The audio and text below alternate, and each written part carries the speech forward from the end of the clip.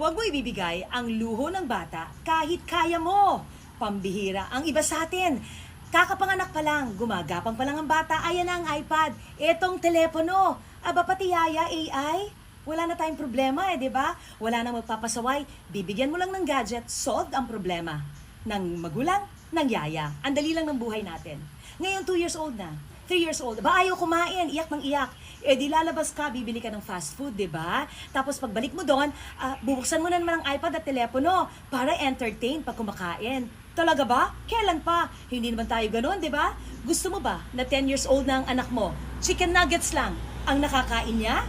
Tapos pumapasok na, ang galing, reward dito, reward dyan. Aba anak, very good ka, may star ka. Aba anak, perfect ang score mo. Anong gusto mong prize? Talaga naman. So ano, ang kinakalabasan ng mga bata ngayong kaliwat kanan, ang daming spoiled, ang daming entitled. Huwag na tayo magtaka.